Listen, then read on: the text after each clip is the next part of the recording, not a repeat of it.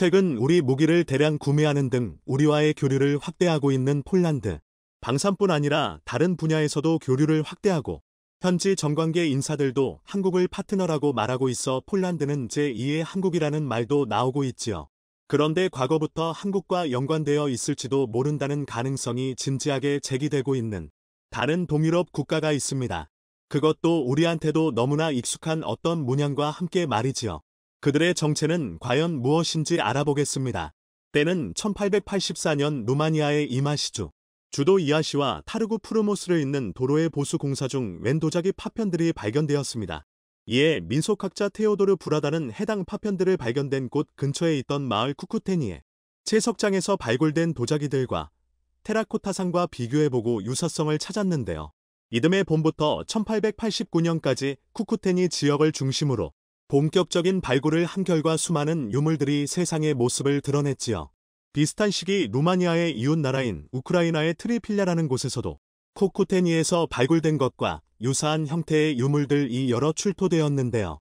훗날 학자들은 해당 지역들과 몰도바에서 나온 동시대의 유물들과 유적들이 같은 문화권의 것이라고 판단해 쿠쿠테니 트리필랴 문화라고 이름 붙였습니다.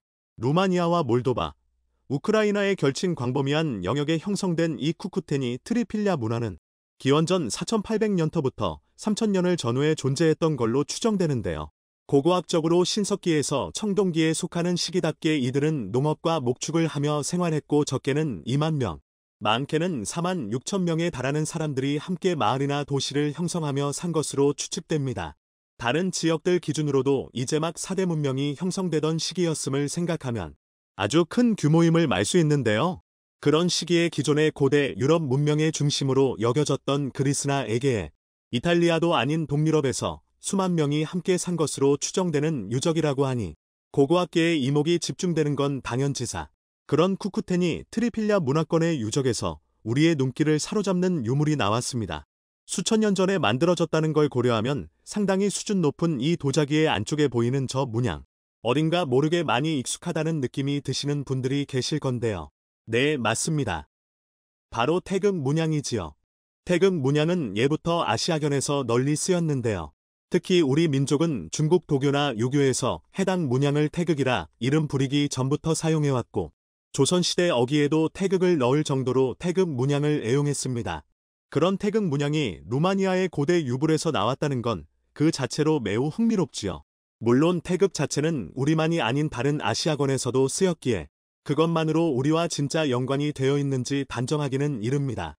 그러나 아시아권과 어떤 형태로든 연관이 있을 가능성 자체는 부정할 수 없는 것이 사실인데요. 비슷한 예로 아메리카에 있는 멕시코의 고대에 세워진 탑에도 태극, 그것도 방금 전 보여드렸던 도자기에 나온 것보다도 우리가 흔히 떠올리는 그 모양과 흡사한 형태인 것이 새겨져 있습니다. 멕시코면 마야나 아즈텍일 건데 우리와 무슨 상관이냐 하실 분들도 계시겠지요. 그들 문명 자체는 독자적으로 발전한 것이 맞지만 그 문명을 만든 사람들의 조상이 어디에서 왔냐를 따져보면 이야기는 좀 달라집니다.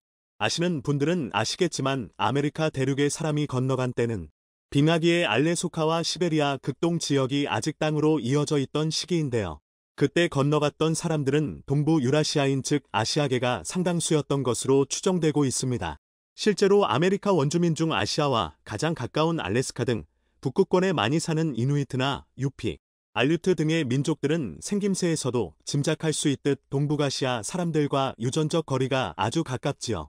즉 아시아계 민족들이 아메리카에 건너가 정착하면서 현지화된 것이 현재의 아메리카 원주민이라 할 수 있는데요.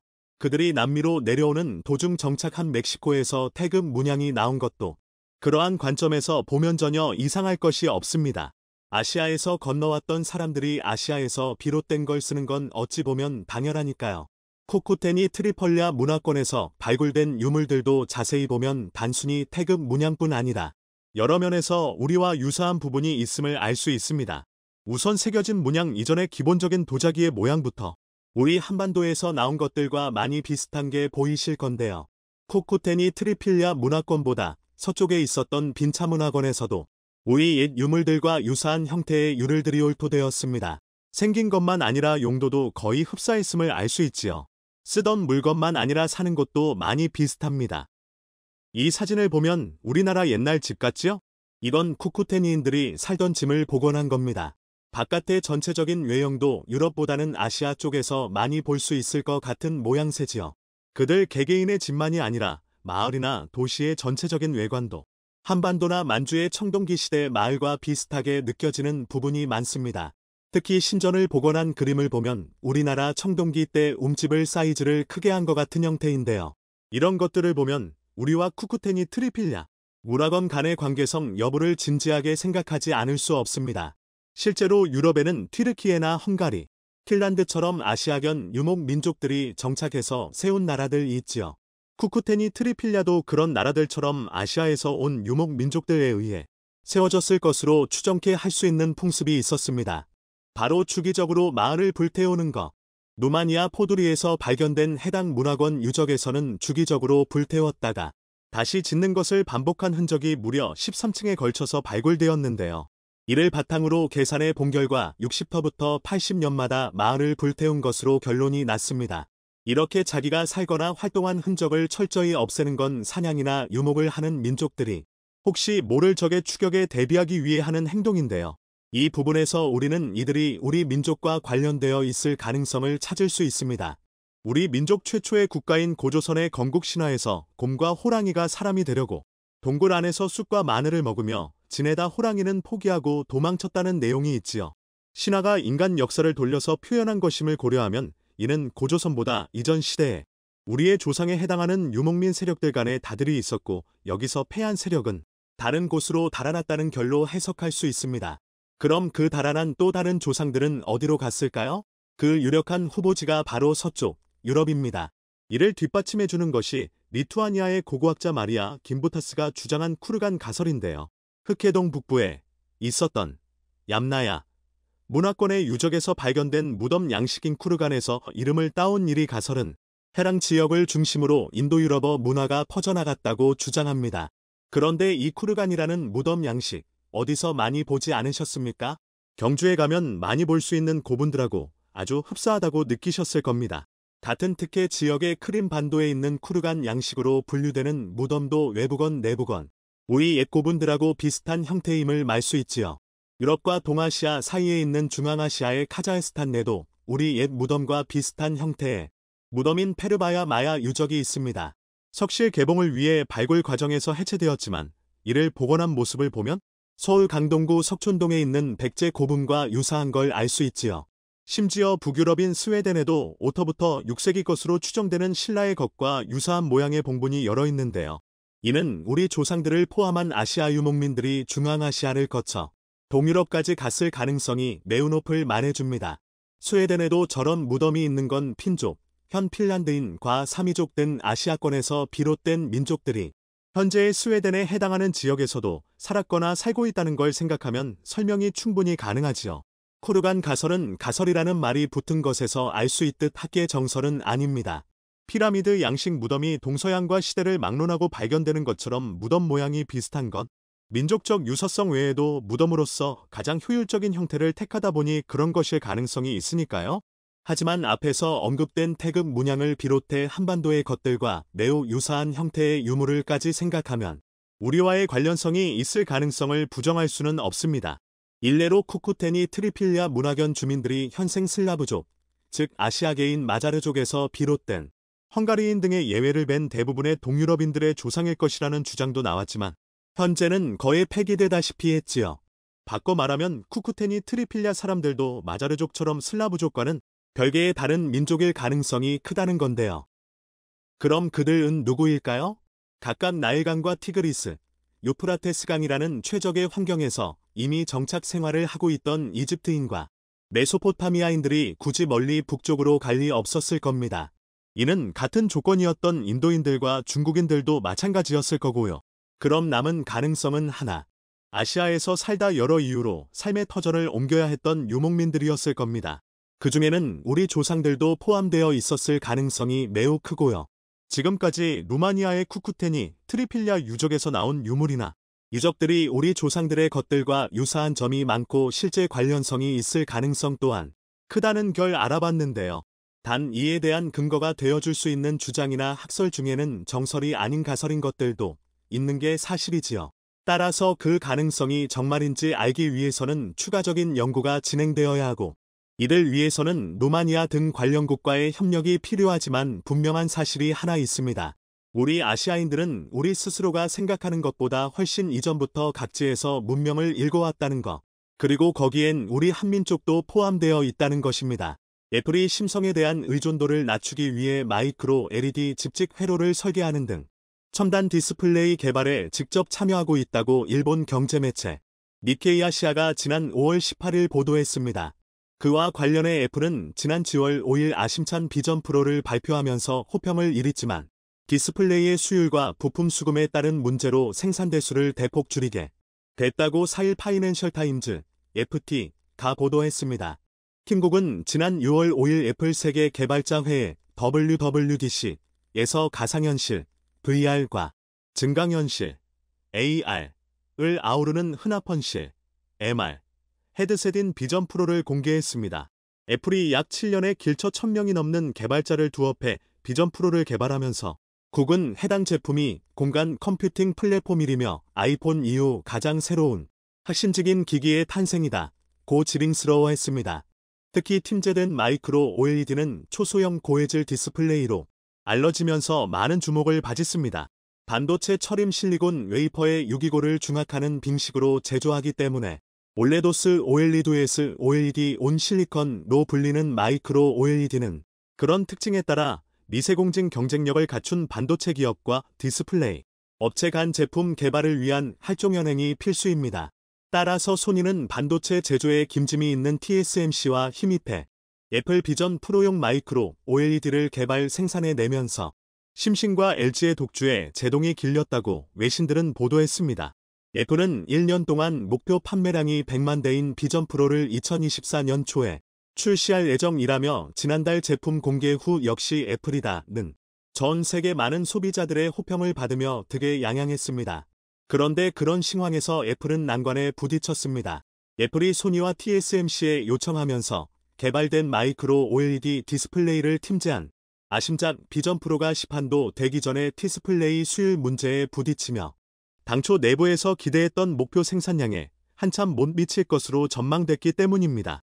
애플이 애초 삼성 의존도를 낮추기 위해 OLED 재직 경험이 있는 소니와 파운드리, 최강 TSMC의 마이크로 OLED 개발을 요청한 것이 결과적으로 독이 된 셈입니다. 시제품을 집한 테스터들은 내부와 외부 모두 만족할 만한 성능을 갖추지 못했다는 평가가 줄을 이으면서 호평을 기대했던 애플로서는 당혹하지 않을 수 없었을 겁니다. 소니와 TSMC는 수율 문제에 대한 원인을 아직 찾지 못했고 또한 관계자들은 여러 부품을 조달하기 어렵다는 지적이 나오자 결국 수량을 대폭 줄이는 것으로 그러자 조립과 부품을 담당한 업체들의 불만이 터져 나왔습니다. 4일 파이낸셜 타임즈, FT 등 다수의 외신에 따르면 비전 프로 핵심 파트너 사인 중국 닉스세어 관계자가 애플이 지난달 공개한 비전 프로의 첫 해 목표치를 100만 대에서 40만 대 미만으로 조정했다고 했습니다. 그런데 이와 별도로 비전 프로 부품을 공급하는 2명의 중국 입체 관계자들은 애플이 2024년에 100만 대 분량이 아닌 13만 터부터 15만 대 분량의 부품만 주문하면서 난치한 업장에 취한 상황이다 고 주장한 부분을 들어 40만 대가 아닌 최대 15만 대라는 주장도 있다고 했습니다. 애플과 비전 프로 조립 계약을 체결한 유일한 입체인 닉스웨어는 3년간 재직될 1800만 대 분량을 준비했는데 겨우 40만 대는 매입필이는 얘기와 같다고 하면서 대책 마련에 부심이다고 했습니다. 이렇게 본다면 부품보다는 수율이 15%터부터 40% 미만이라는 이유로 생산을 줄이고 있다는 얘기가 됩니다.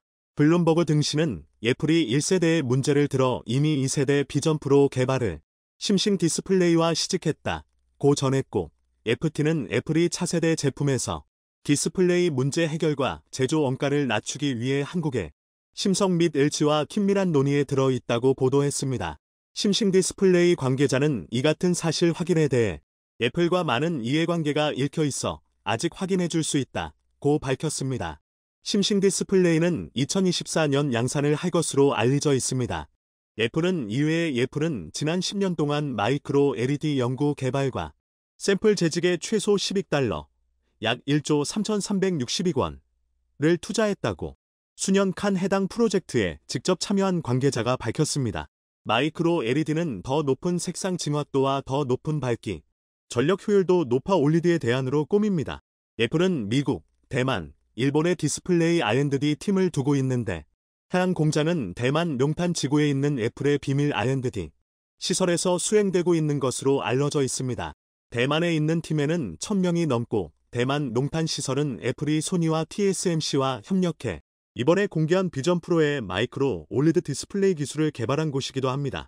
애플은 특히 2017년부터 삼성 디스플레이에 대한 의존도가 짐짓 커지고 있는 상황으로 한때는 95%까지 의존하기도 했습니다. 디스플레이는 애플 제품에서 가장 비싼 부품이기 때문에 애플은 심성 의존도를 낮추고 가격 협상력을 확보하기 위해 몇 년 동안 LG디웨이, 중국 BOE 등 다른 공급업체를 영업하려 했지만 LG디웨이는 모두 실패이면서 심성전자의 벽이 높다는 것을 실감했다. 고 2021년 애플 비전 컨퍼런스 공개 석싱에서 말할 정도였습니다. 따라서 마이크로 OLED 개발 및 생산도 심성이 아닌 소니와 TSMC의 합업체제로 이끈 것으로 보입니다. 애플이 자체 디스플레이를 개발이려는 것에 대해 IT 매체 디인포메이션은 지난 3월 소식통을 인용해 애플과 심싱 디스플레이에 대한 다양한 의뢰를 전했습니다. 애플과 심성은 스마트폰을 비롯한 IT 시장에서 치열한 경쟁을 펼치고 있지만 애플은 여전히 많은 자사 제품에 심싱 부품 및 디스플레이에 패널을 채택할 수밖에 없는 짐을 못마땅해 했다고 전했습니다. 그런 배경으로 디인포메이션은 북수의 전직 애플 직원들을 인용해 심싱은 애플을 경쟁자로 의식해 자사 공장의 애플 엔지니어를 이끄면서 애플의 김정이 심이 됐다 고전했습니다.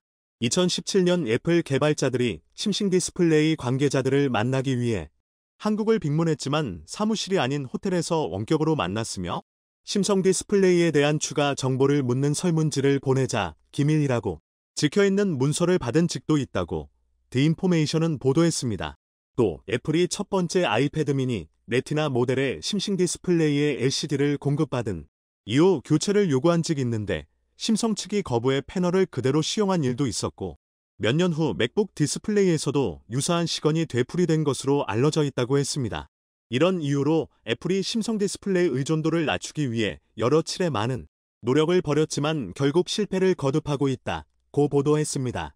애플은 이 때문에 아이폰 X에서 OLED 대신 마이크로 LED를 채택하려고 노력했지만 높은 제조 원가와 결항 때문에 뜻을 이루지 못했다 고 하면서 애플이 준비 중인 마이크로 LED는 10년 예상보다 개발에 훨씬 더 오랜 시간이 소요되는 난관에 봉착하고 있으며 해당 기술이 준비될 때까지 심성 디스플레이와의 관계는 계속 이어져야 할 것으로 보인다고 해당 매체는 전했습니다.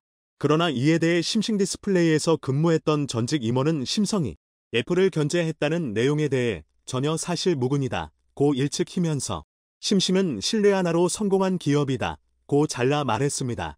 그런 일은 있을 수도 있고 심성전지에서 가장 큰 고객 중 하나인 애플에게 그런 행동을 했다는 것은 싱싱도 못할 일이다 고 히면서 심싱을 제대로 알고 있다면 그런 허무맹랑한 보도는 하지 않았을 것이다 고 했습니다. 애플이 마이크로 OLED에 이어 심의를 기울이며 자체 준비 중인 마이크로 LED도 차질이 불가피합니다. IT 매체 9to5맥은 5월 27일 디스플레이 분석가 로스 영의 트위터를 인용해 애플이 마이크로 LED를 팀제한 애플워치 출시를 2025년 하반기로 연기뻗다고 보도했습니다. 그동안 다수의 매체들은 애플이 2024년 말까지 애플워치 올트리의 화면을 마이크로 LED로 교체할 것이다 고 보도했지만 아직 개발을 못했다는 얘기입니다. 애플 직원들은 차기 디스플레이 기술이 아이폰, 아이패드와 같은 기기에 팀제될 때까지는 더 많은 시간이 길릴 것으로 애싱된다고 보면서 이는 결국 경쟁력 약화로 이어지며 애플에 더 큰 손실이 될 것으로 우러이는 속에 심싱 디스플레이 담재가 더욱 현명한 판단이라는 내부 소리도 있다고 미국 IT 컨설팅 입체인 D2D 어드바이저리의 제이 골드버그 창업자는 얘기합니다. 최근 홍콩하이 등 국제증권 제프프 애널리스트는 경험이 있는 애플이 자체 디스플레이를 만든다는 것은 오만에 불과하다 고 지적하고 있습니다. 우크라이나에 무기를 지원한 한국에 보복을 하겠다고 선포한 푸틴과 그러한 푸틴의 돈과 무기를 무제한으로 보내주며 밀월 관계를 만든 중국. 자, 그런데 바로 오늘 갑자기 중국이 러시아를 손절해버리더니 그동안 러시아에 줬던 엄청난 것들을 모두 한국에 대신 주겠다는 파격 발표를 했습니다. 중국의 이러한 깜짝 폭탄 발표에 푸틴 러시아 대통령은 한국에 중재를 나서달라며 난리가 난 것으로 전해지고 있는데요. 도대체 한국이 무슨 큰일을 저질렀길래 이렇게 중국이 갑자기 최우방국인 러시아를 버리고 한국에 엄청난 제안을 한 것인지 중국 경제가 붕괴하고 있습니다. 앞서 블룸버그 통신은 이날 오전 경제 전문가들을 대상으로 자체 조사한 결과 중국의 2분기 경제 성장률 전망치가 7.1%로 집계됐다고 전했는데요. 실제 수치는 이에 한참 못 미치는 6.3%가 나왔습니다. 자, 그런데 이건 아무것도 아닙니다. 중국의 청년 실업률이 21.3%로 역사상 최고치를 기록했습니다. 중국의 청년 실업률은 7터부터 8월 신규 대졸자들이 취업 시장에 가세하면 더 오를 것이란 비관적인 전망이 나오고 있습니다. 2년 전 중국 허난성의 한 담배공장 생산직 신규 직원 135명 중 3분의 1이 석사학위 이상 보유자라는 보도가 나왔을 때만 해도 중국 사회는 이 일이 곧 닥칠 보편적 현실이라고 믿지 않았습니다. 하지만 이번에 21.3%로 사상 최고치를 기록하자 중국 전역이 난리가 났습니다. 공산당, 퇴진, 시진핑 퇴진이라는 구호가 등장하기 시작하자 시진핑은 뒷목을 잡고 쓰러지려 하고 있습니다.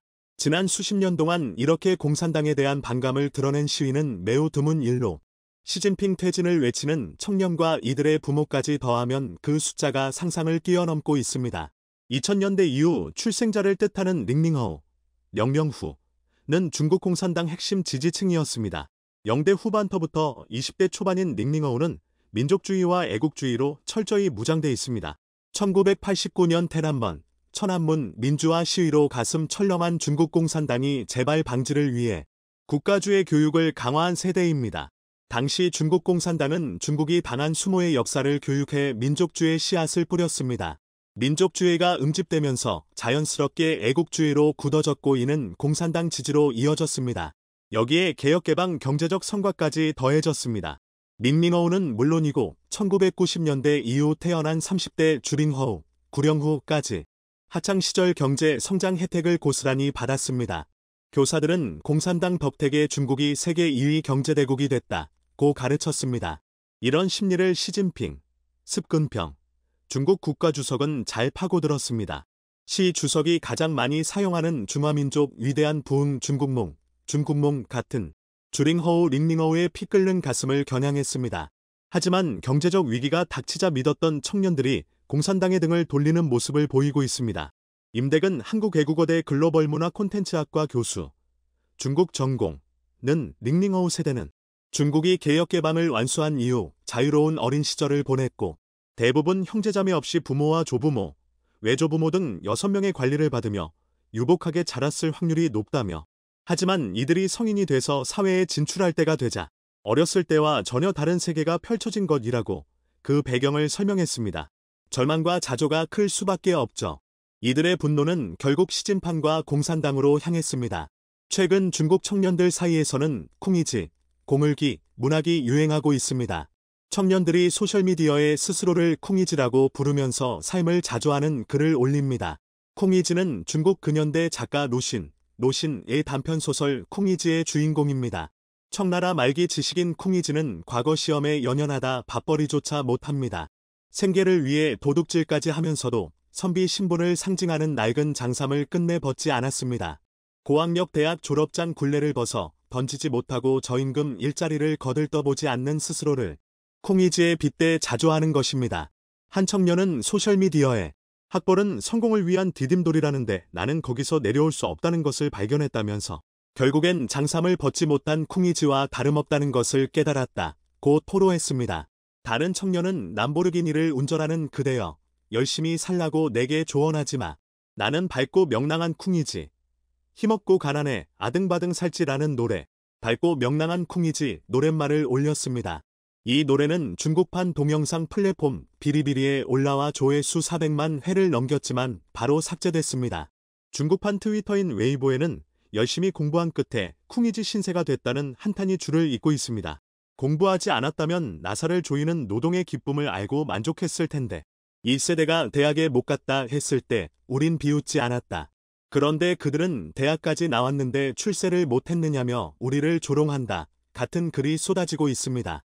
자, 그런데 이렇게 중국의 청년들을 중심으로 한 전국적 시위가 거세지는 가운데 시진핑 물러나라 늘 외치는 숫자가 감당 안 될 정도로 많아지자 중국은 너무나 위험한 선택을 했습니다. 중국이 러시아와 협력 관계를 그 어느 때보다 가장 강화했습니다. 올 상반기 중국과 러시아 간 교역이 지난해보다 40% 이상 증가해 1,145억 달러를 넘어섰다고 러시아 리아 노보스티 통신이 13일 현지 시간 중국 해관총서 세관을 인용해 보도했습니다.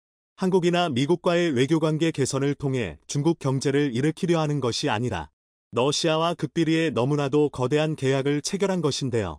러시아의 대중국 수출은 19% 늘어난 622억 6천만 달러를, 중국의 대러시아 수출은 78% 증가한 522억 8천만 달러를 각각 기록했습니다. 블라디미르 푸틴 러시아 대통령과 시진핑 중국 국가주석은 앞서 양국 교역 규모를 2024년까지 2천억 달러까지 늘리기로 합의했습니다. 왕이 중국 공산당 중앙정치국 위원 겸 중앙 외사판공실 주임과 세르게이 라브로프 러시아 외무장관도 최근 인도네시아 자카르타에서 극비로 회동을 갖고 파격적인 계약을 체결했습니다. 중국이 러시아로부터 통 큰 선물을 하나 받았습니다.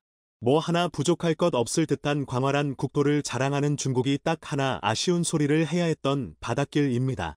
러시아가 중국 동북지방의 해상 화물 운송 용도로 블라디보스토크 항구의 사용권을 제공하기로 한 건데요.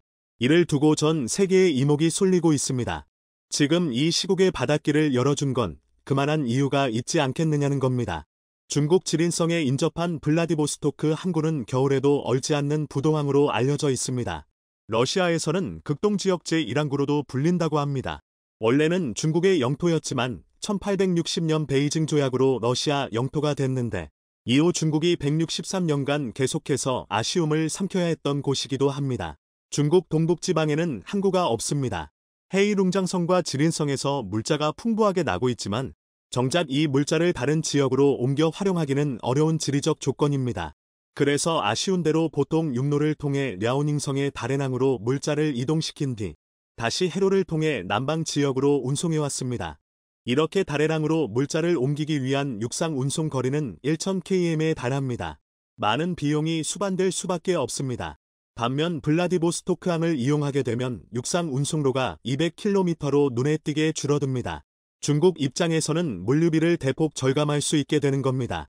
이뿐만이 아닙니다. 러시아에 있는 한 자동차 매장 안에서 중국 자동차의 안팎을 꼼꼼히 살펴본 한 남자는 이 차가 그다지 마음에 들지 않는다고 말합니다.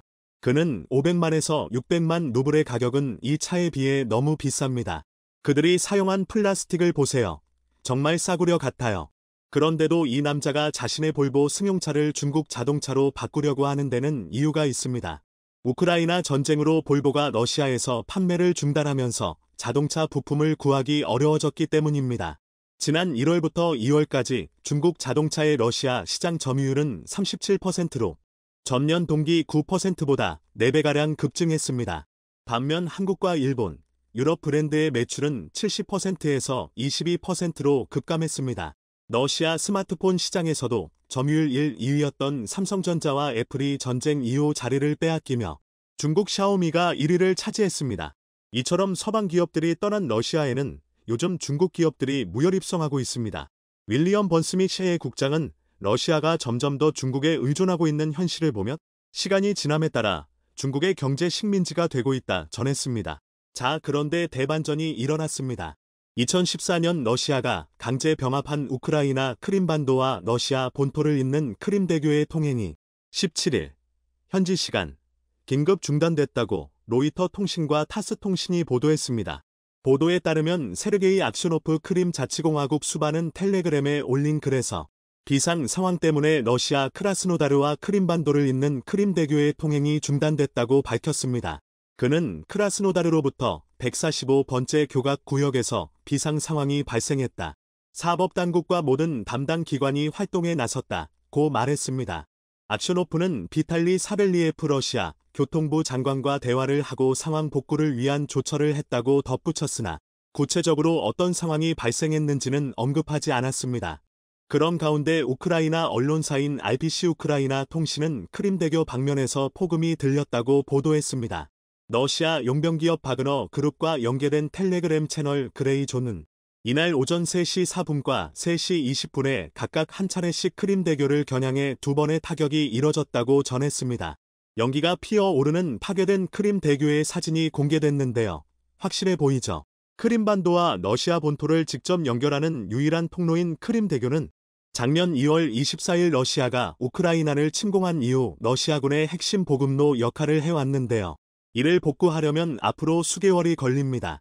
일각에서는 러시아가 지난 2014년 강제 합병한 크림반도도 우크라에 다시 조만간 뺏길 것이라 전했습니다. 최근 우크라이나가 한국으로부터 공수받은 수십만 발의 포탄으로 러시아의 공격을 쏟아붓기 시작하며 대반전을 만들어낸 것이죠. 최악의 상황으로 내몰린 러시아는 바로 어제 곡물 협정 연장을 거부한다 라는 충격적인 발표를 하며 전 세계 인류 식량 대란을 일으킬 것이라 선포했습니다. 넘지 말아야 할 선을 넘어버린 러시아. 결국 중국마저 러시아를 손절해버렸습니다. 더 이상 러시아와 손잡고 있다가는 중국마저 국제사회로부터 완전히 고립될 것이라 판단한 것인데요. 더 놀라운 것은 중국이 갑자기 러시아를 손절해버리더니 그동안 중국이 러시아에 줬던 엄청난 특혜들을 아예 한국에 몰아주겠다는 폭탄 발표를 했다는 것입니다. 시진핑 중국 국가주석이 최근 한국 기업 공장들에 직접 깜짝 방문하더니 한국 기업들의 파격적인 혜택을 부여하겠다는 놀라운 발표를 했습니다. 시 주석은 이 자리에서 한국 투자자는 기회를 잡아 중국으로 오고 중국 시장에 뿌리를 내려 기업 발전이 새롭게 빛나는 시대를 창조하기를 희망한다 며 중대결단을 내렸습니다. 바이든이 한국에 갑자기 5천조 원이라는 천문학적인 현금을 즉시 입금해주겠다며 태도를 180도 돌변했습니다. 그동안 한국의 뒤통수를 치며 어떻게 하면 한국으로부터 공짜 돈을 뺏어와 미국인 유권자들에 자랑하여 자신의 지지율을 올릴 궁리만 하던 바이든이 갑자기 한국에 말도 안 되는 파격 제안을 한 것입니다. 자, 그런데 더 놀라운 것은 한국의 반응이었습니다. 전 세계 대부분의 외신들이 한국이 부럽다며 미국의 엄청난 제안을 당연히 받아들일 것이라 예상했는데요. 한국이 대반전을 일으켰습니다. 한국의 전혀 예상 못한 파격적인 행동에 미국 전체가 발칵 뒤집힌 것은 물론 바이든은 정치 생명 최대의 위기에 직면하게 되었는데요. 현재 미국의 상황은 우리가 상상했던 것보다 훨씬 심각합니다. 글로벌 투자은행 IB 파이퍼 샌들러의 수석 글로벌 경제학자가 올해 하반기부터 경기 침체가 가시화될 것이라며 1970년대 최악의 위기와 유사할 수 있다고 경고했습니다. 30일 현지 시간 낸시 나자르 파이퍼 샌들러 수석 글로벌 경제학자는 폭스 비즈니스 방송 마리아와의 아침에 출연해 연방준비제도, 패드 연준의 금리 인상으로 인한 시차 효과에 따라 올해 하반기에 경기 침체의 영향을 완전히 느낄 수 있을 것이라고 내다봤습니다. 나자르는 이어 사람들은 2008년이나 2020년에 너무 집중하고 있지만 현재 상황은 1973부터 1974년, 2021년에 가깝다고 언급했습니다. 나자르는 매우 울퉁불퉁한 롤러코스터지만 방향은 아래로 향하고 있다고 경고했습니다. 경제전문지 포어처는 주식 투자자들이 미국 증시에 다가올 큰 충격에 대비해야 한다는 목소리다. JP모건 및 골드만삭스 연구원으로부터 나오고 있다고 보도했습니다. JP모건은 보고서를 내고 미국 증시가 겪어야만 했던 올해 리스크가 아직도 끝나지 않았다며 주식시장 전망의 불안감이 커지고 있다고 바라봤습니다. 자, 그런데 이건 시작에 불과합니다. 할리우드 배우들이 영화 촬영장 대신거리로 몰려나왔습니다. 14일 현지 시간 자정부터 파업에 들어간 미국 배우 방송인 노동조합 SAG-AFTRA 이하 배우조합은 이날 오전 10시께 현지 시간 대기업 스튜디오 사무실과 방송사가 밀집한 로스앤젤레스 뉴욕 거리에서 피켓을 들고 시위를 벌이기 시작했습니다. 지난 한 달여간 넷플릭스, 디즈니, 디스커버리 워너 등 대기업 스튜디오를 대표하는 영화 TV 제작자연맹 AMPTP과 새 계약 내용을 놓고 줄다리기를 벌인 끝에 협상이 결렬되자 전날 파업을 선언하고 거리로 나온 것입니다. 배우조합의 파업은 1960년 이후 43년 만으로 프렌드레셔 작가조합 회장은 이번 파업과 협상은 모두에게 영향을 미칠 것이라며 탐욕스러운 과대망상증 환자들에게서 이 상황의 지배권을 가져오지 못하면 우리 모두 생계를 잃을 위기에 놓일 것이라고 강조했습니다. 미국 엔터업계에 종사하는 수천만 명의 시민들은 물론 전 세계 엔터업계가 초비상 사태로 난리가 났습니다. 미국의 위기는 이것이 끝이 아니었습니다. 조 바이든 미국 대통령이 최근 미국 예비군 3,000명을 동원해 유럽에서 작전에 투입할 수 있도록 하는 행정명령을 승인했다는 충격적인 소식이 전해졌습니다. 바이든 대통령은 이날 성명을 통해 미국 유럽사령부의 책임 지역 안팎에서 대서양 작전의 효과적 수행을 위해 현역 군인을 늘릴 필요가 있다고 결정했다고 밝혔습니다. 이번 행정명령으로 동원된 예비군은 현역과 같은 수준의 급여와 지원을 받게 되며 유럽에 배치되는 예비군의 가족과 부양가족에게도 지원이 제공됩니다. 이 같은 결정은 우크라이나와 전쟁 중인 러시아를 억제하기 위한 것이며 동시에 유럽에 주둔한 미군 병력이 큰 타격을 입고 있다는 징후라고 WP는 분석했습니다. 이렇게 미국이 전례 없는 위기에 처하자 조 바이든 미국 대통령의 지지율은 끝을 모르고 추락하고 있습니다. 지난해까지만 해도 57%에 육박했던 바이든의 지지율은 40%까지 추락했고 바이든을 쫓아내야 한다는 미국인들의 비율이 무려 54%에 육박하고 있습니다. 자, 그런데 바이든이 이렇게 자신의 지지율이 떨어질 때마다 한국을 희생양으로 삼았는데요. 이번에 또 충격적인 일을 벌였습니다. 이렇게 자신의 지지율이 폭락할 때마다 한국 기업들을 차별하고 괴롭히면 지지율이 오르는 점을 이용한 것입니다. 바이든은 미국 최대 메모리 반도체 기업인 마이크론에 말도 안 되는 규모의 특혜를 주어 한국의 삼성전자, SK하이닉스에 대충격을 주었습니다. 블룸버그는 삼성전자와 SK하이닉스 등 한국 반도체 기업이 미국과 중국의 대립으로 가장 어려운 처지에 놓이고 있다며 미국이 자국 기업인 마이크론에 지원을 집중하고 있다고 전했습니다. 특히 마이크론은 뉴욕주에 앞으로 최대 1천억 달러, 약 130조 7천억 원을 들여 대규모 메모리 반도체 생산단지를 건설하겠다는 방침을 발표했는데요. 지원금 규모가 한국 기업들의 수배에 달하는 것으로 알려지면서 미국 기업에만 말도 안 되는 특혜를 주고 있다는 비판을 받고 있습니다. 마이크론이 정부 지원 확대에 힘입어 반도체 생산 공장 건설 및 가동의 속도를 낸다면 자연히 삼성전자와 SK하이닉스는 타격을 받게 될 수밖에 없습니다. D램과 낸드 플래시 등 메모리 반도체 분야에서 삼성전자와 SK하이닉스, 마이크론이 직접 경쟁하며 고객사 물량 수주와 시장 점유율을 두고 맞대결을 벌이고 있기 때문입니다. 그러면서 삼성전자나 SK하이닉스가 미국에서 기존의 바이든이 약속했던 보조금을 받기 위해서는 추가 조건을 내걸면서 더욱더 까다롭게 만들고 있습니다. 반도체 공장 근로자 복지 증진과 노조 활성화 등은 물론이고 최근에는 이보다 훨씬 더 까다로운 조건들을 요구한 것으로 알려지면서 큰 충격을 주고 있습니다. 이뿐만이 아닙니다. 미국 기술 업체가 특허권을 침해당했다며 삼성전자를 상대로 낸 소송에서 3억 300만 달러, 약 4,035억 원을 배상하라는 판결이 나왔습니다. 로이터 통신은 미국 업체 넷리스트가 삼성전자를 상대로 텍사스주 연방동부지방법원에 낸 소송에서 대심원단이 6일간 심리 끝에 21일 이런 금액을 배상하라는 판결을 내렸다고 보도했습니다. 텍사스는 삼성전자가 무려 250조 원을 투자해 초대규모 반도체 공장 11개를 짓고 있는 곳으로 텍사스 현지 주민들은 연일 삼성을 외치며 심지어 텍사스 한 주류 회사는 삼성이 우리 마을을 살려줘서 감사하다며 삼성을 위한 기념 맥주까지 만들어 판매하기 시작했습니다. 그런데도 삼성전자의 은혜를 원수로 갚으며 무려 4천억 원이 넘는 돈을 토해내라는 충격적인 발표를 한 것입니다. 자, 그런데 최근 지스탱 트리도 캐나다 총리가 이재용 삼성 회장과 최태원 SK 회장을 만나 초대박 제안을 해오면서 한국은 초대박이 났고 반대로 미국은 초비상 사태입니다. 트리도 총리는 18일 자신의 트위터에 전날 이재용 회장, 최태원 회장, 최정우 회장과 만나 일자리와 성장을 함께 창출할 수 있는 방법에 관해 이야기를 나눴다며 첨단 기술 혁신, 핵심 광물, 청정에너지 솔루션 등에서 한국 기업과 협력할 준비가 돼 있다는 글을 올렸는데요.